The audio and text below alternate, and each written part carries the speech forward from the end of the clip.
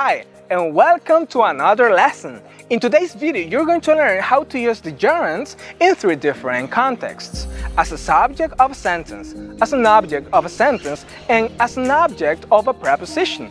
Okay, let's start with this interesting video. A2 Unit 14 Lesson 1. Expressing different ideas using gerunds as alternative structures. Gerunds as subjects. The subject of a sentence is usually a noun or a pronoun, but sometimes ing forms are also used as subjects. We're going to see some examples. Telling lies can get you into a deep trouble. Doing exercise is very good for your health. Driving very fast on a busy road may lead to an accident.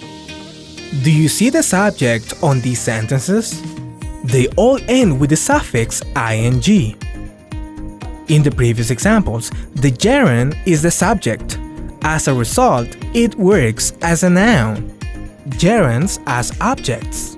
Gerunds very frequently function as the direct object of true verbs. However, there are some verbs that are more likely to take gerunds as objects than others.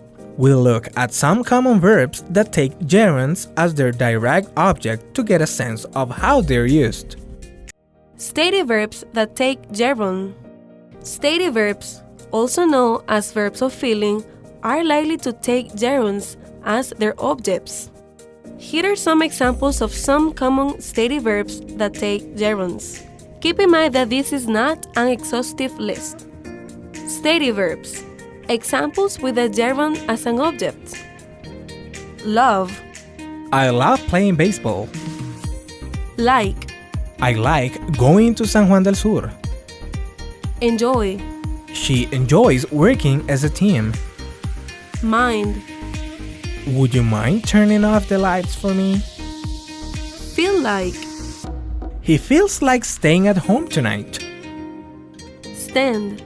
She can't stand being around him. Imagine. Imagine winning the World Cup of football. It would be awesome. Action verbs that take gerunds. Certain action verbs, also called dynamic verbs, can also take a gerund as their object if describing a secondary action. For instance, action verbs. Example with a gerund as an object. Avoid. He always tries to avoid doing his tasks. Consider. She's considering moving to Jinotega. Delay. They delayed paying their electricity bills. Deny.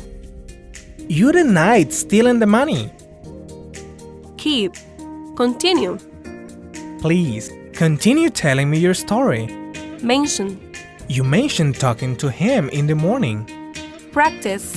We practice speaking English whenever we get the chance. Verb plus preposition plus gerund. When we use this structure, the verb expresses an opinion or a comment on an activity. The gerund expresses an activity in a general way. That is, it gives no information about who did the activity or the timing of the activity. Its reference is limited to the action. Verb plus preposition plus gerund. Examples: agree on. I could not agree on spending more money on the kids. Apologize for. I apologize for interrupting. Ask about. She asked about making another cup of tea. Decide on.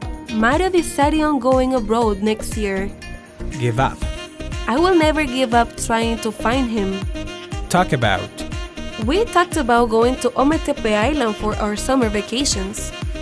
Worry about. I always worried about losing things. Now it's time to practice.